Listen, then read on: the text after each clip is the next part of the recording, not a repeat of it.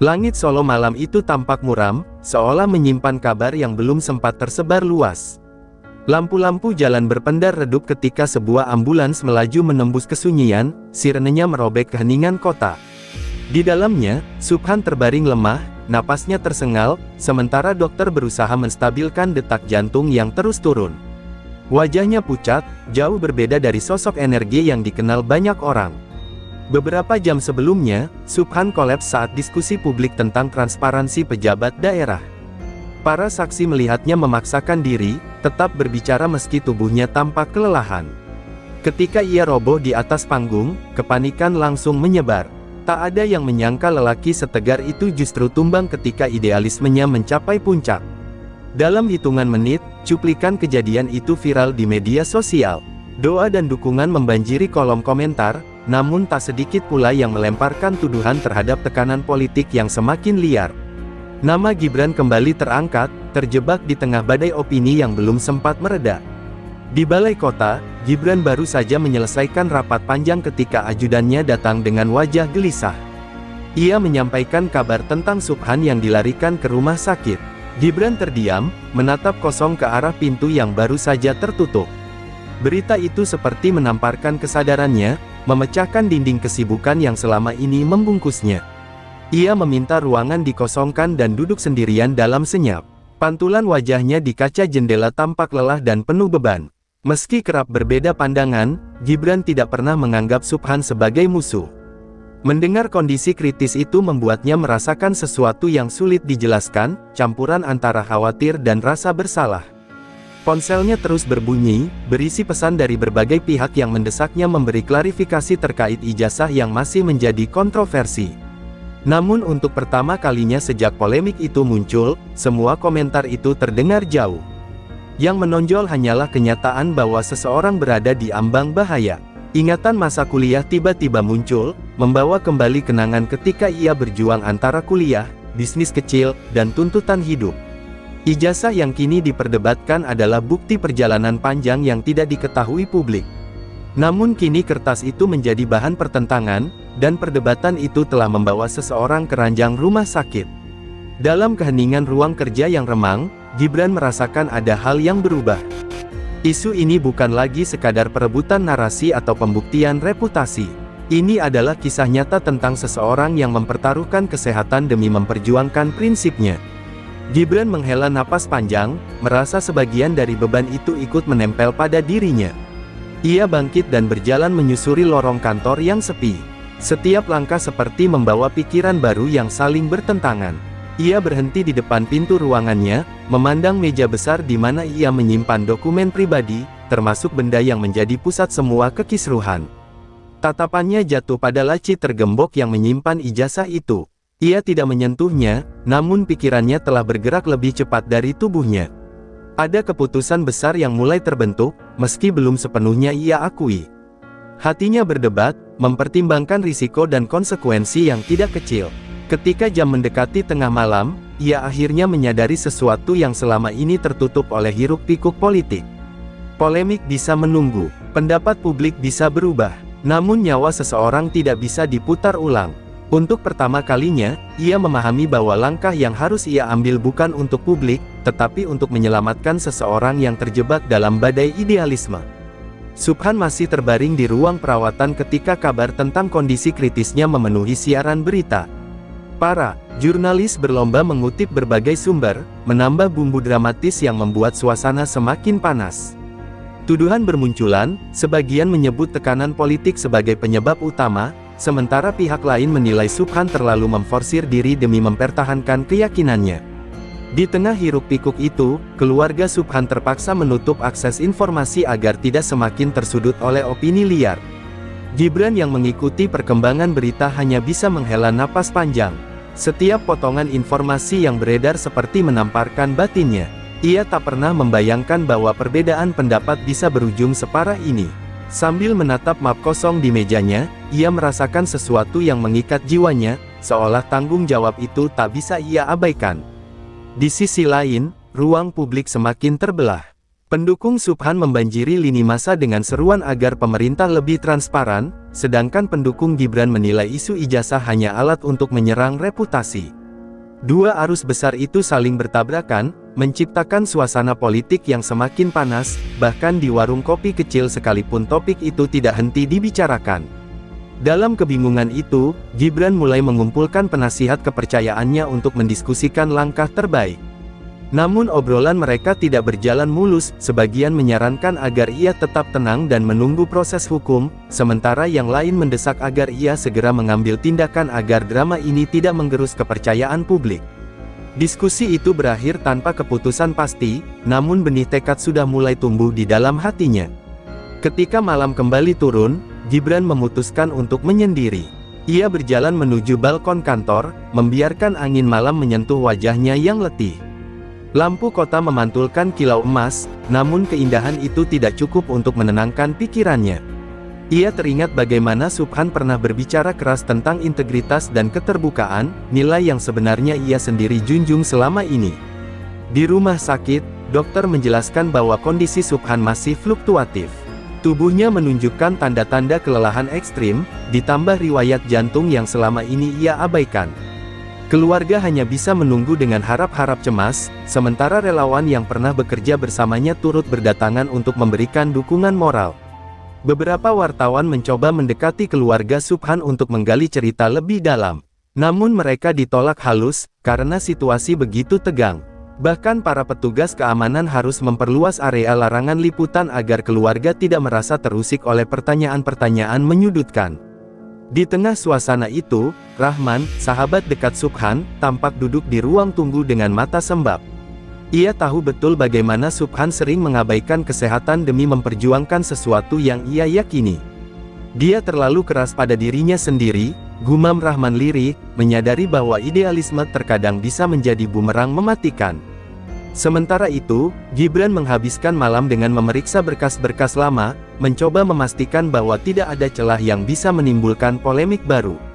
Namun semakin ia membuka lembar demi lembar dokumen pendidikannya, semakin ia menyadari bahwa masalah ini bukan lagi soal pembuktian formal.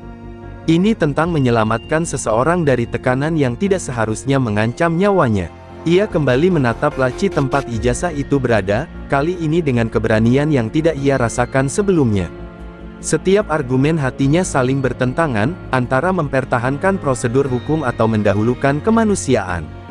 Namun bayangan Subhan yang terbaring lemah membuat hatinya goyah. Dalam keheningan itu, ia mengambil keputusan yang tidak pernah terlintas sebelumnya. Ia menggenggam map kosong di atas meja, seolah sedang bersiap mengisinya dengan sesuatu yang sangat berarti. Walau belum mengucapkannya secara terbuka, ia tahu langkah besar itu sudah menunggu untuk dilakukan.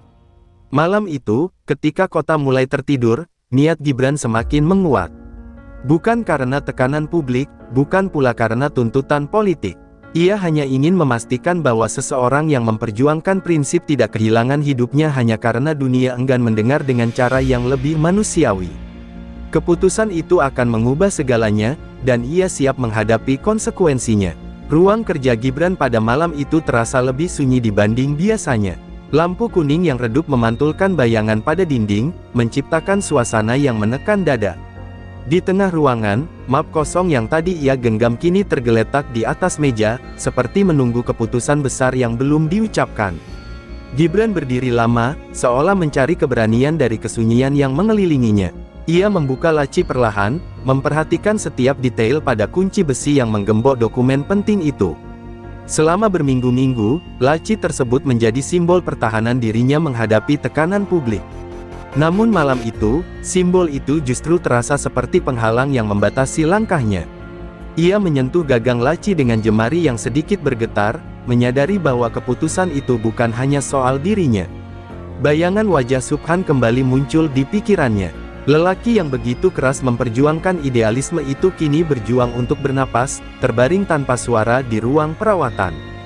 Gibran memejamkan mata sejenak, membayangkan bagaimana beratnya seseorang mempertaruhkan nyawa demi sebuah keyakinan. Perasaan itu menyusup dalam hatinya, memberikan dorongan yang selama ini tertahan. Ia menarik napas dalam-dalam, lalu membuka laci tersebut. Suara klik yang terdengar begitu halus itu justru terasa seperti dentuman besar di telinganya.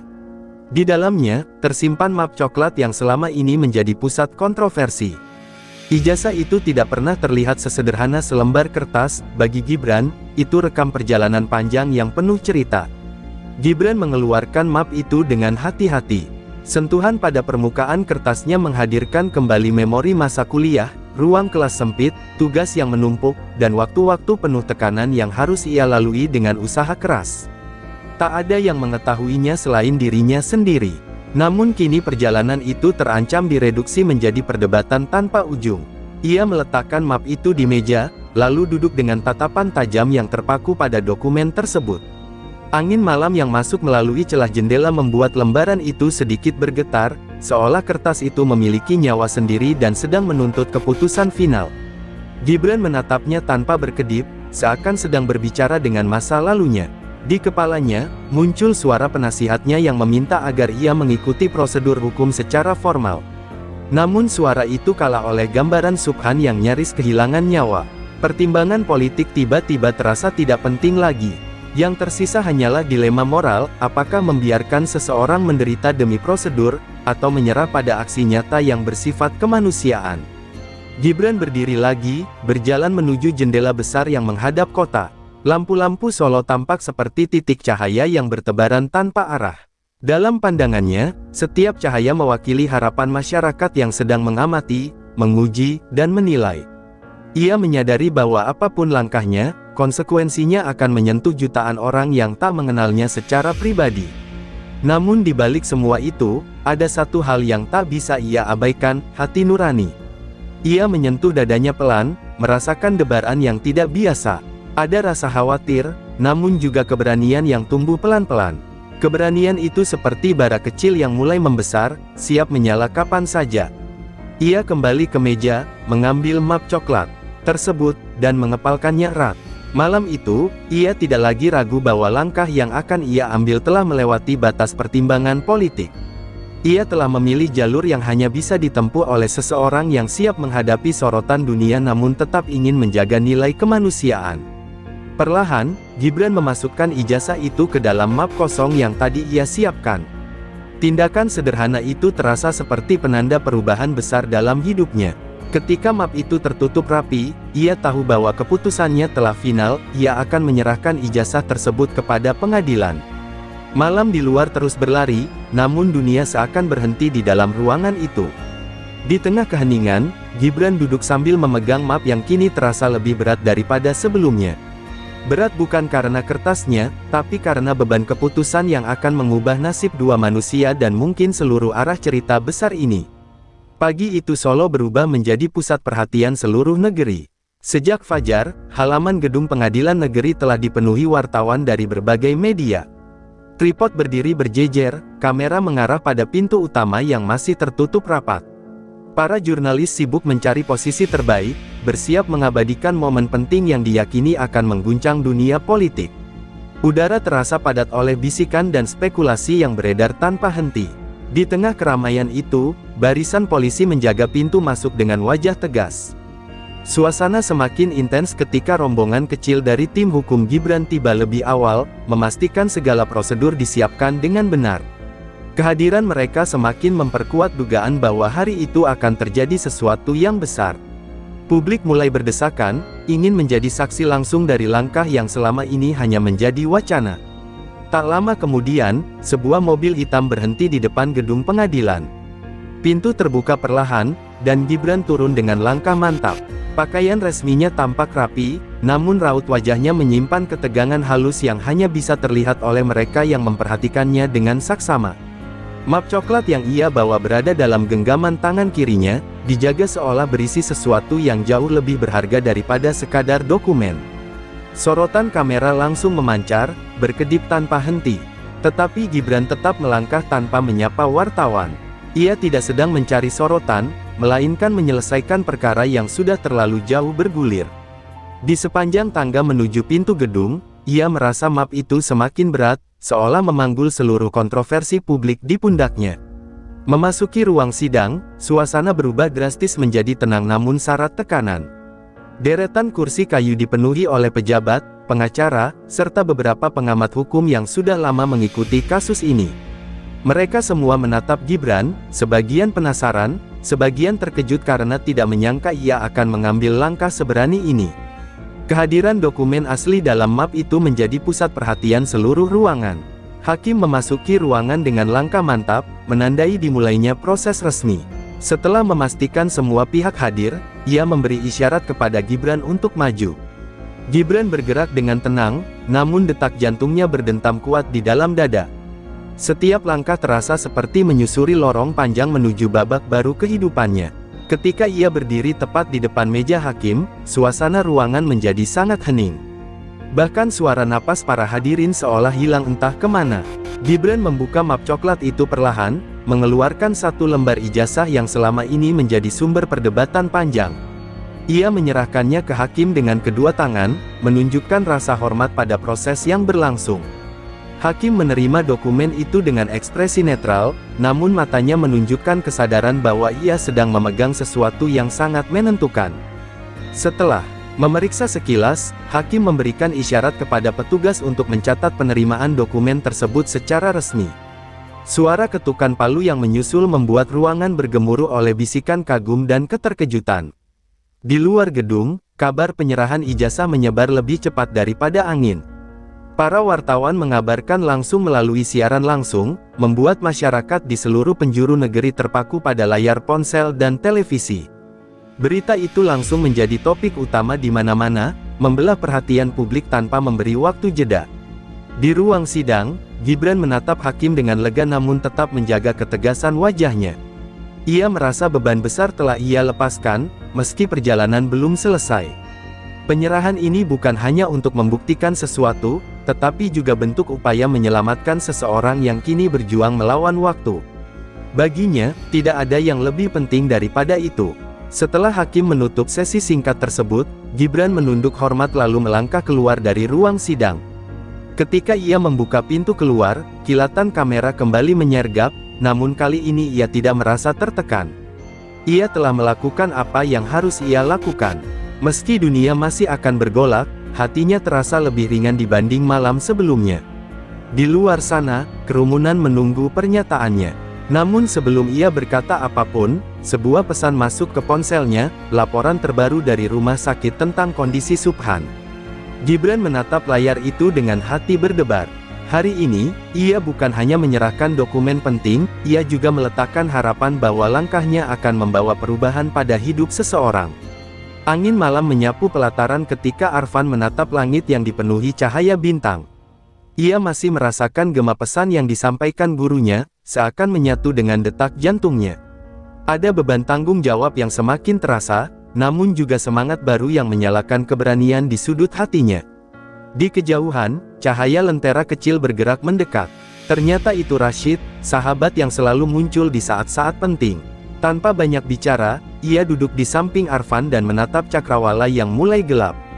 Diam mereka bukanlah jarak, melainkan pemahaman yang tumbuh dari perjalanan panjang. Setelah beberapa saat, Rashid membuka suara. Ia bercerita tentang mimpi aneh yang mengusiknya semalam, mimpi tentang gerbang bercahaya yang dijaga sosok tak dikenal. Arfan mendengarkan dengan saksama, merasa ada kaitan misterius dengan kejadian yang dialaminya sejak pertemuan dengan sang guru. Perbincangan mereka terhenti ketika suara langkah berat terdengar dari balik pepohonan. Keduanya segera berdiri, bersiaga menghadapi kemungkinan buruk. Namun yang muncul adalah lelaki tua berjubah kusam, wajahnya lelah, seolah menempuh perjalanan jauh hanya untuk bertemu mereka. Lelaki tua itu memperkenalkan diri sebagai penjaga naskah kuno yang hilang. Ia meminta bantuan Arfan karena yakin hanya dialah yang mampu membuka petunjuk tertulis di dalam naskah tersebut. Rashid memandang sahabatnya dengan ragu, khawatir ini adalah jebakan. Arfan memilih mempercayai nalurinya. Ia mengajak lelaki itu masuk ke pondok kecil di tepi hutan, tempat mereka biasa berkumpul. Di sana, suasana terasa lebih hangat, namun ketegangan tetap melingkupi mereka seperti awan pekat yang tak mau pergi. Lelaki tua itu mengeluarkan gulungan naskah yang dibungkus kain merah. Saat kain itu dibuka, ruangan mendadak dipenuhi sinar lembut yang membuat sekilas bayangan-bayangan kuno menari di dinding. Arfan merasakan energi aneh mengalir di ujung jarinya, mendorongnya untuk menyentuh naskah tersebut. Begitu jemarinya menyentuh permukaan naskah, huruf-huruf di atasnya bergerak seperti hidup. Rashid terkejut dan mundur selangkah, sementara Arfan berusaha tetap tenang. Huruf-huruf itu membentuk pola, bercahaya yang perlahan terserap ke dalam telapak tangannya. Seketika, gambaran sebuah tempat asing memenuhi pikirannya. Ia melihat sungai berkilau perak, pepohonan tinggi yang seakan berbicara, dan menara batu yang menjulang di tengah lembah. Lelaki tua itu membenarkan bahwa itulah lokasi yang harus mereka cari. Arfan menatap sahabatnya seolah meminta dukungan. Rashid, meski masih diliputi kecemasan, akhirnya mengangguk. Baginya, perjalanan ini bukan hanya tentang naskah, tetapi tentang nasib sahabat yang sudah dianggap sebagai saudara. Dengan keputusan bulat, mereka bersiap memulai perjalanan menuju lembah misterius yang muncul dalam visi Arfan. Lelaki tua itu hanya memberi satu pesan terakhir, bahwa setiap langkah akan membuka rahasia baru, termasuk kebenaran yang selama ini tersembunyi dari mereka. Arfan menghembuskan napas panjang, lalu menatap jalan gelap di depan pondok. Di balik kegelapan itu, ia tahu ada petualangan besar menanti, dan mungkin juga jawaban yang akan mengubah arah hidupnya selamanya. Perjalanan dimulai sebelum matahari terbit, ketika kabut tipis masih bergelayut di antara pepohonan. Arfan melangkah mantap di depan, sementara Rashid mengikuti dengan kewaspadaan tinggi. Lelaki tua itu berjalan di belakang mereka, sesekali memberi arahan tentang jalur yang harus ditempuh menuju lembah misterius dari visi Arfan. Hutan yang mereka lalui terasa berbeda dari biasanya. Suara-suara malam seakan enggan pergi, membuat udara dipenuhi dengungan halus yang tak dapat dijelaskan. Rashid berulang kali menoleh, merasa seperti sedang diawasi oleh sesuatu yang tak terlihat.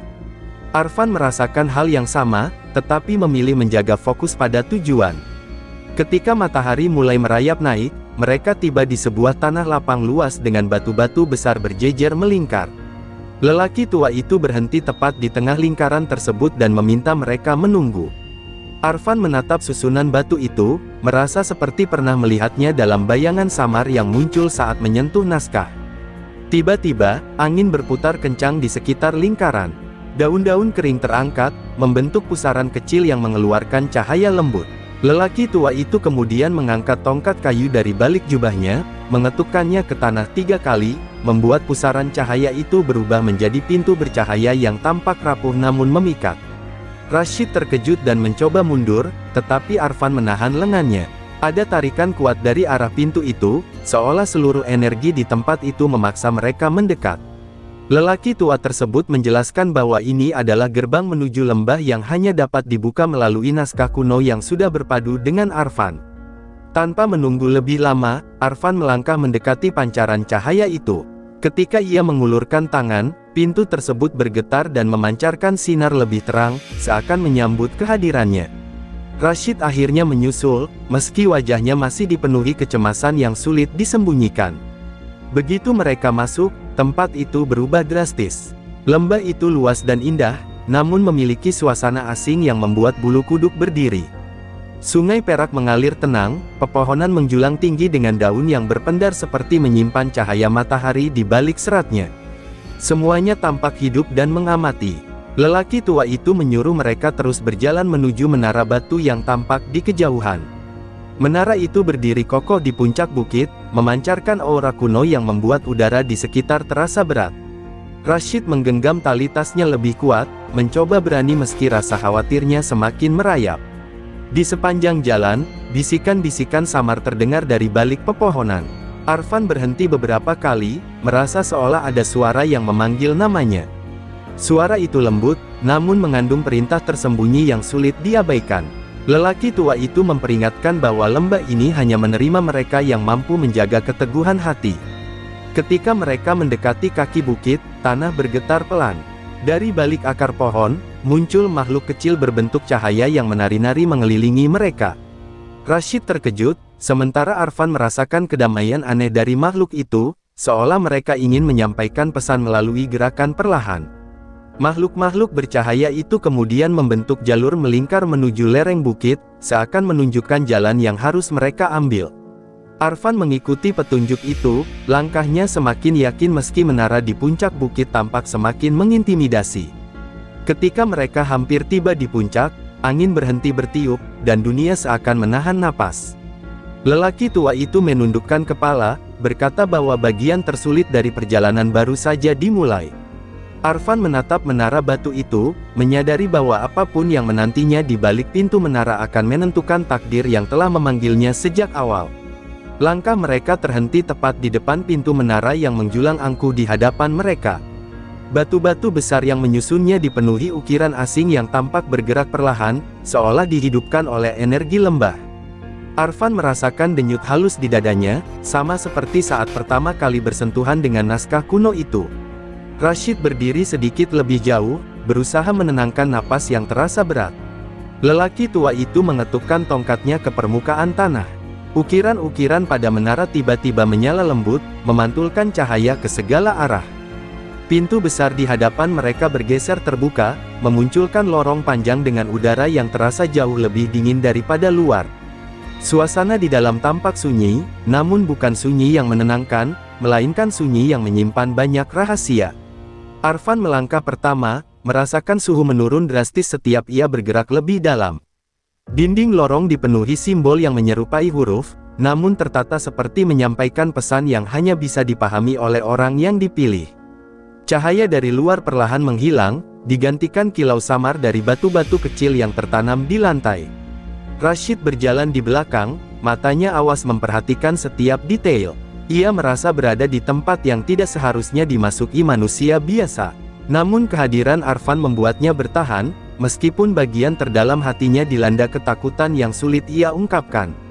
Lelaki tua itu tetap diam, wajahnya seperti sedang menahan sesuatu yang lebih besar dari sekadar perjalanan menuju puncak takdir. Ketika mereka mencapai ruang pertama, hawa di dalam menara berubah. Sebuah kolam bundar berkilau berada di tengah ruangan, memantulkan gambaran langit yang tampak berbeda dari realitas. Arfan menatap permukaannya, melihat bayangan dirinya berdiri di tengah badai cahaya. Tubuhnya gemetar, namun ia tidak mengalihkan pandangan. Kolam itu seolah memperlihatkan apa yang akan terjadi jika ia melangkah lebih jauh. Lelaki tua itu menempatkan telapak tangan di atas permukaan air, membuat riak kecil menyebar. Riak itu berubah menjadi pola spiral yang bergerak cepat sebelum menghilang. Ia menjelaskan bahwa kolam tersebut hanya menyingkap kemungkinan, bukan kepastian. Arfan harus memutuskan sendiri apakah ia siap menghadapi konsekuensi dari pengetahuan yang tersembunyi di puncak menara. Arfan akhirnya mengalihkan pandangannya dan melanjutkan perjalanan. Lorong berikutnya lebih sempit, dengan cahaya yang tampak berdenyut seperti nadi. Setiap langkah memberi gema yang terdengar berulang, seperti ada sesuatu yang mengamati dari balik dinding. Rashid merapatkan jaraknya, merasa semakin gelisah. Di tengah lorong, mereka menemukan pintu melingkar dengan ukiran berbentuk mata yang selalu menghadap ke arah orang yang berdiri di depannya. Arfan menyentuh permukaannya, dan seketika pintu itu memancarkan cahaya biru yang berubah menjadi kabut tipis. Kabut itu membungkus mereka seolah menimbang apakah mereka layak untuk melangkah lebih dalam. Saat kabut memudar, mereka telah berada di ruang besar berbentuk kubah. Di tengahnya berdiri sebuah altar batu dengan naskah serupa milik Arfan, namun jauh lebih tua. Angin berputar perlahan di sekitar altar, membuat lembarannya terbuka sedikit. Setiap halaman memancarkan aura kuat, seakan menyimpan kebenaran yang telah lama terkunci. Lelaki tua itu meminta Arfan mendekat. Rashid hendak menghentikannya, tetapi angin di ruangan itu menahan langkahnya. Arfan merasa terpanggil oleh sesuatu yang tak dapat ia lawan. Tangannya terulur, menyentuh pinggiran naskah kuno itu. Seketika ruangan bergetar halus, dan cahaya menyembur dari sela-sela altar. Cahaya itu menyelimuti seluruh ruangan, membuat udara berubah hangat sekaligus menekan. Arfan merasakan kekuatan besar mencoba memasuki pikirannya. Tubuhnya terasa ringan, seolah ditarik ke arah yang berbeda dari ruang yang ia tempati. Rashid berteriak memanggilnya, namun suaranya tenggelam dalam gema cahaya. Ketika cahaya mereda, Arfan berdiri dengan tatapan berbeda. Ada kilatan baru dalam matanya, seperti seseorang yang baru saja melihat kebenaran yang tak mungkin dijelaskan dengan kata-kata.